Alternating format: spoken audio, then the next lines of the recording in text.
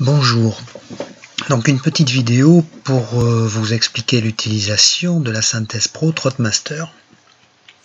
Une nouvelle Synthèse Pro complètement remaniée en fait, qui va vous offrir beaucoup plus de lisibilité, des informations complémentaires, la synthèse en elle-même ayant été aussi améliorée en tenant compte de nouvelles rubriques. Nous allons voir ça tout à l'heure. Donc pour commencer, voici la page de couverture de la synthèse qui vous donne déjà quelques informations, notamment les réunions traitées. Vous voyez réunion 4, réunion 6. Vous aurez prochainement à droite aussi l'horaire de la réunion. Alors attention, il ne s'agira pas du début des opérations, mais de l'horaire de la première course traitée. Un peu plus bas, nous avons études détaillées qui vous indique les deux courses traitées plus en détail, avec notamment les petites fiches. En fait, ça correspond aux deux courses traitées dans la formule événement. Nous y reviendrons un petit peu plus tard. Passons donc maintenant à l'étude de la course en elle-même. Voilà. Donc sur ce tableau, je vais grossir un tout petit peu. Voilà. Nous retrouvons, si vous connaissez déjà la synthèse, vous retrouvez la plupart des rubriques que vous connaissez déjà, mais de façon un petit peu plus lisible, un petit peu plus claire. Donc nous reprenons, nous avons le numéro du cheval, le nom du cheval, en dessous ses origines. Là, pour certains chevaux en bleu, vous allez avoir un encart qui était totalement en fin de tableau auparavant, qui vous indique des chevaux pouvant être pris en base, avec un B, et des dollars qui indiquent si le cheval semble spéculatif par rapport à sa chance théorique. Ça peut être intéressant de les jouer. Colonne suivante, nous avons le classement général de la synthèse. Donc ce classement est établi en tenant compte d'une multitude de rubriques, la cotation des performances, les valeurs chrono, les aptitudes aux pistes, aux distances, la forme, le driver, le niveau de l'entraîneur, les évolutions envisagées de forme, en bien ou en mal, la qualité de l'engagement notamment.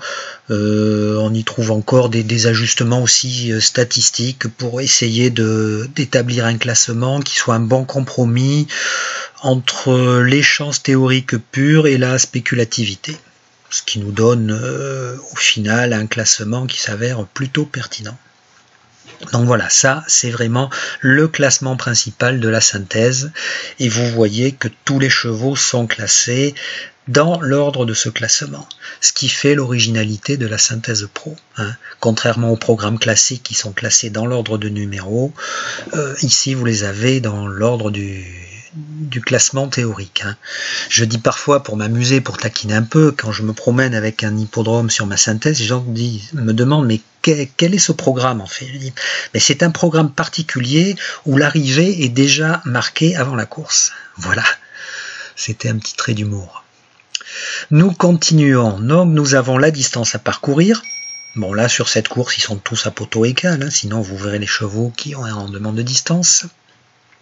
Ensuite nous avons la ferrure, donc rien si le cheval est ferré, A pour déferrer des antérieurs, R pour postérieur, oui R c'est R rear en anglais si vous voulez, et T pour dire il est déferré de tous ses membres, donc des 4 fers. Vous verrez certains chevaux dont l'indication est notée en gras sur fond bleu. Cela signifie que le cheval est déferré pour la première fois. Alors attention, il ne s'agit pas de la première fois de sa carrière, mais de la première fois lors des 18 derniers mois.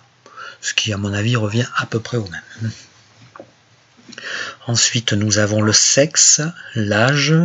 Nous trouvons donc comme indiqué le driver, l'entraîneur, et en dessous le propriétaire. Alors là on peut aussi noter quelque chose, vous voyez certains entraîneurs qui sont soulignés. Cela signifie que c'est un nouvel entraîneur qui a changé depuis la dernière sortie. Nous trouvons ensuite les gains, les records, Et enfin, nouvelle rubrique, la musique enrichie. Alors la musique enrichie, c'est une musique normale, hein, générale, sauf que là vous allez voir plusieurs choses. Déjà, certaines performances sont soulignées. Alors cela signifie, quand une performance est soulignée, cela signifie qu'elle a été réalisée avec le même driver ou jockey que celui du jour. Donc une information qui peut être intéressante pour voir une éventuelle réussite du couple homme-cheval. Ensuite, vous voyez que les performances sont en couleur.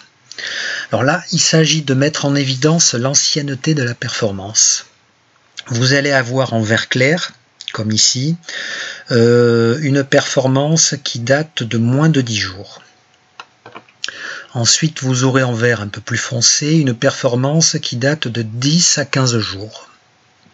En noir, vous aurez des performances entre 16 et 60 jours. Vous aurez ensuite en rouge foncé des performances entre 60 et 180 jours et en rouge clair des performances de plus de 180 jours. Donc ça peut être une indication intéressante aussi. Vous allez voir tout de suite les chevaux qui ont couru récemment, les chevaux qui ont trop couru récemment, ou les chevaux qui viennent juste de faire une rentrée après une longue absence. Est-ce qu'ils seront déjà suffisamment prêts? Pas forcément. Donc à chacun de l'utiliser un petit peu, mais je pense que ça peut être assez pertinent. Ensuite, vous aurez une cote probable. Alors ça, vous ne l'aurez pas sur toutes les courses et sur toutes les réunions. Je les donne uniquement quand je peux vraiment vous donner des estimations pertinentes. On va les voir un petit peu plus loin. Je vais vous en trouver. Donc vous voyez que vous avez d'abord la réunion ici en Belgique, de Monsglin. Les réunions sont classées dans l'ordre du numéro de réunion. Là, c'est la réunion 4. Si on va un petit peu plus loin, voilà, on va trouver Vincennes avec les cotes probables. Voilà. Ensuite, après le tableau principal, nous retrouvons un petit cartouche avec des rubriques que vous connaissez déjà si vous avez déjà utilisé la synthèse. Donc ici, on va vous indiquer des suggestions pour vos jeux, des bases. Un cheval à jouer gagnant, éventuellement. Un cheval à jouer placé, bon là il n'y en a pas particulièrement.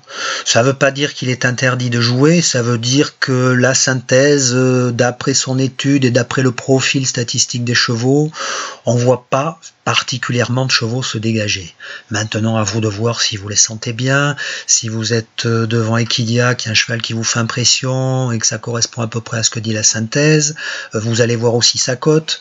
Bon là on a par exemple du Bisco, cote probable 16 €. Faut voir, mais ça peut être un petit coup à jouer. Faut savoir que les suggestions jeu gagnant et jeu placé ne tiennent pas compte des cotes probables. Donc c'est un élément que vous pouvez rajouter personnellement. Ensuite, vous avez une sélection de chevaux pour vos jeux combinés, que ce soit en couplet, trio, multi ou autre, éventuellement pour faire des champs réduits. On peut partir par exemple du 3 et du 7 ici et adjoindre en trio les 4 chevaux qui suivent. Vous aurez éventuellement des chevaux éliminés. Donc là, c'est des chevaux pour lesquels à qui on voit très peu de chances de figurer à l'arrivée. Ensuite, des rubriques intermédiaires. Alors attendez, pour que ce soit un peu plus significatif, je prends une course où il y a un peu plus de partants. Avançons, voilà, par exemple, le prix Daphné. Une course qui va être intéressante pour les explications à plus d'un titre. Alors ici, vous avez les chevaux, vous avez impression récente.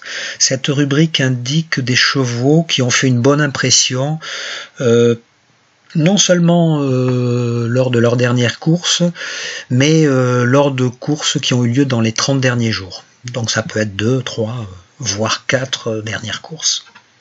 Les points d'impression se cumulent. C'est-à-dire qu'un cheval peut avoir une étoile sur une course et une étoile sur une deuxième, ça lui fait 2 étoiles, ou alors 2 étoiles sur une seule course. Vous avez ensuite des étoiles selon la qualité de l'engagement. Bien sûr, plus il y a d'étoiles et mieux le cheval est engagé.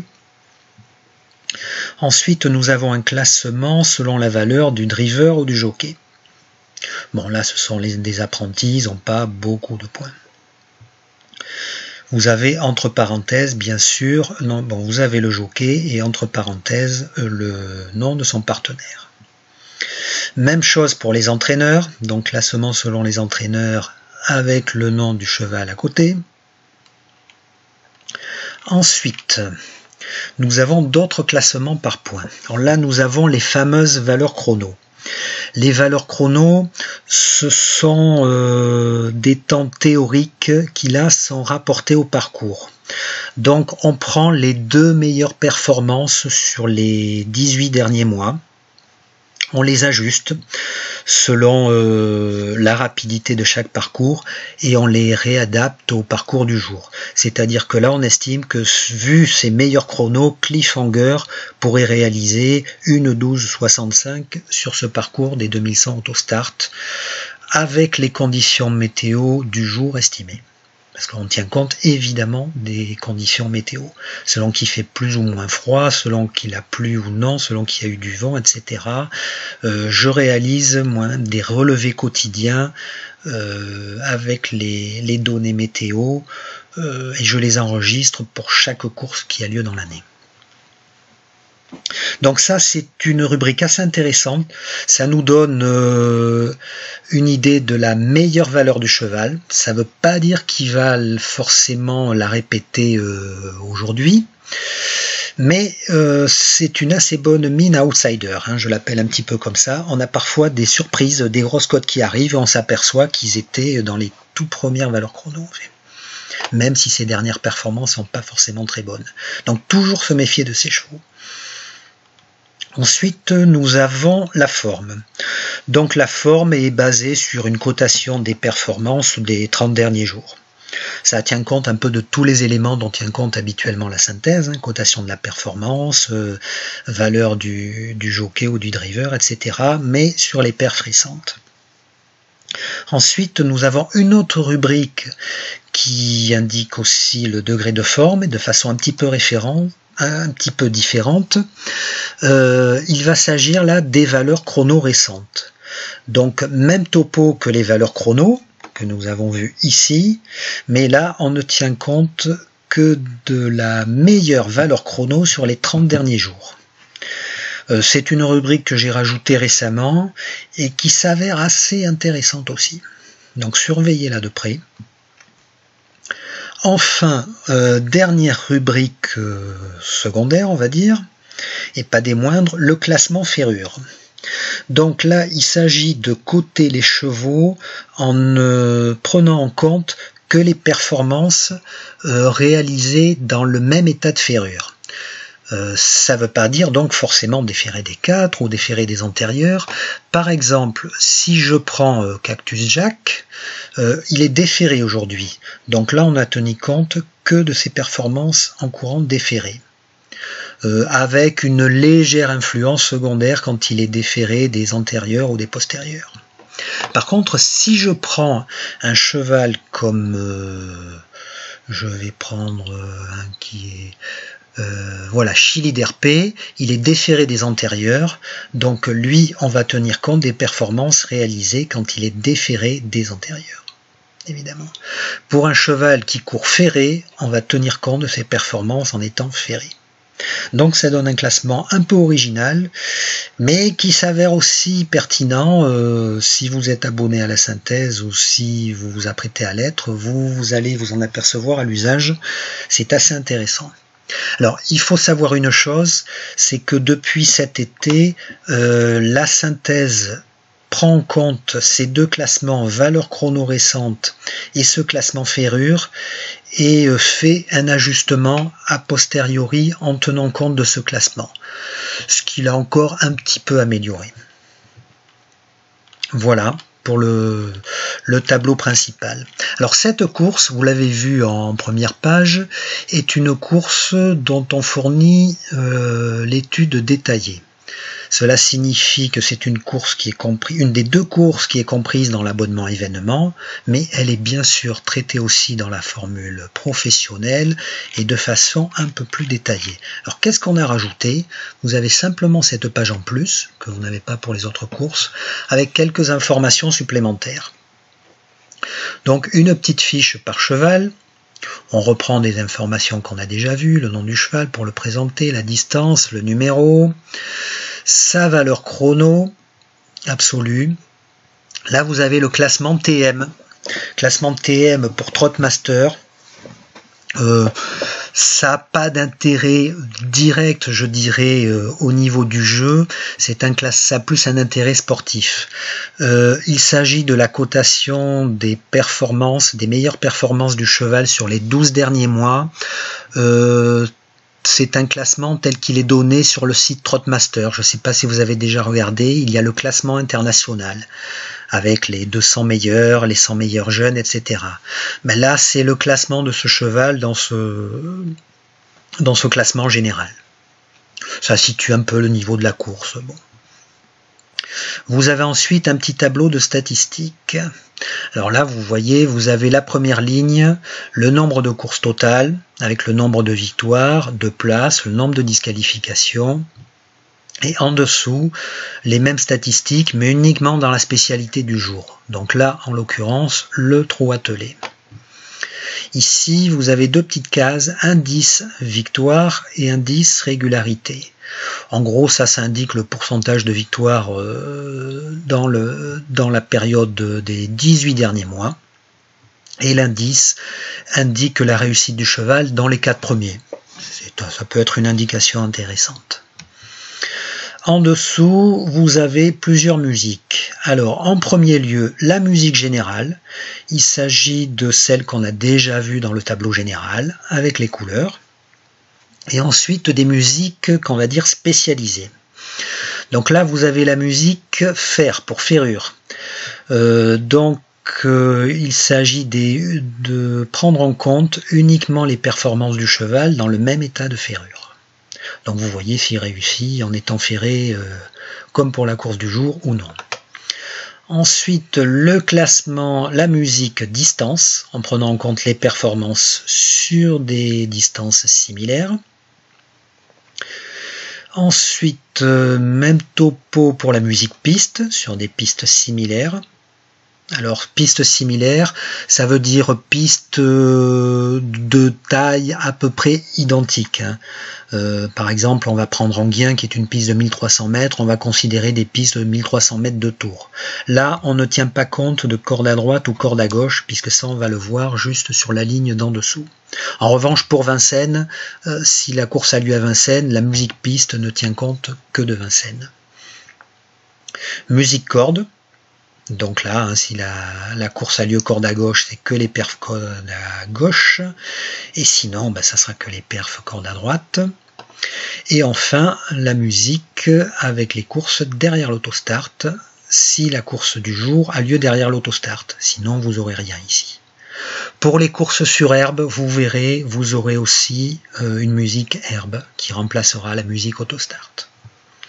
Un petit indicateur ici, vous voyez, à la fin de la musique distance, vous avez un moins rouge, musique piste moins rouge, musique corde plus vert. Il s'agit d'une estimation si le cheval réussit plus, mieux ou de façon identique, soit sur la distance, sur la piste ou sur la corde. Alors parfois un cheval peut avoir une bonne musique, piste par exemple, et avoir un moins ici. En fait, c'est parce qu'il a surtout couru des courses de niveau inférieur et qu'il n'a pas marqué trop de points sur ses performances. Donc parfois ça peut sembler surprenant, mais on peut voir un petit décalage entre les deux. Voilà donc pour les fiches détaillées des partants. Donc vous verrez que là vous avez encore une course qui est traitée de façon détaillée. C'est le groupe B du prix Daphné. Vous retrouvez les fiches de la même façon. Voilà. Et pour les autres courses, vous voyez, il n'y a pas de fiche détaillée. Alors, une petite chose dont j'ai oublié de vous parler, en bas de chaque page de présentation de la course, il y a un encart « Faites vos jeux ». Ça vous est réservé pour que vous puissiez noter vos jeux. Vous voyez, vous avez ici le pari que vous allez faire, le type de pari, vous pouvez noter vos jeux, vous pouvez en noter 4, et dessous, vous pouvez noter les arrivées, au jeu simple avec les rapports des couplets et les rapports des trios, ordre, désordre.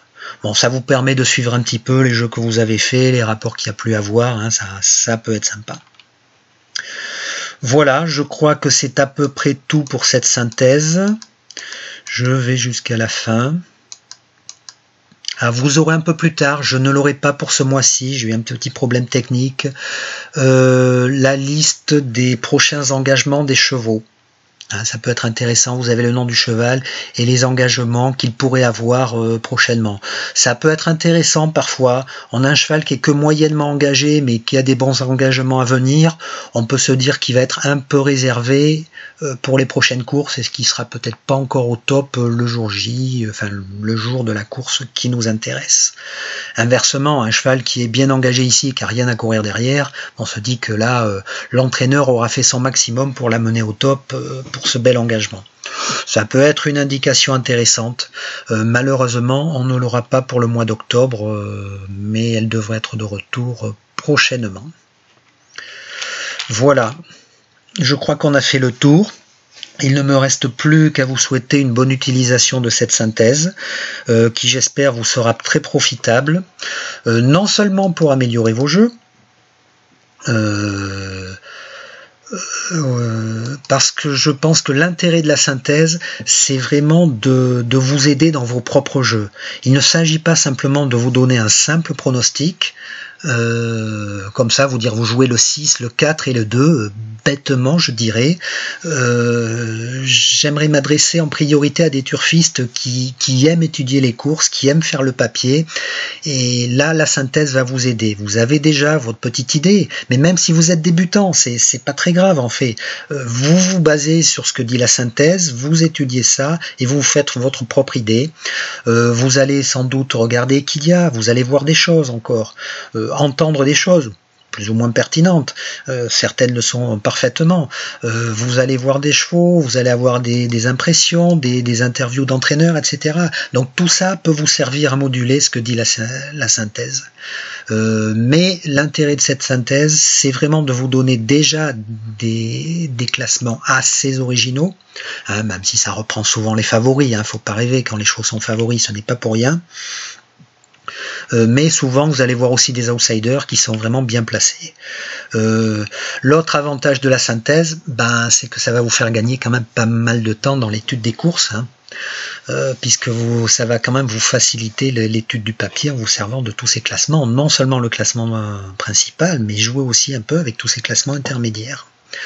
Donc on sait qu'on est de plus en plus sollicité, qu'il y a de plus en plus de courses PMU, on ne sait plus où donner de la tête.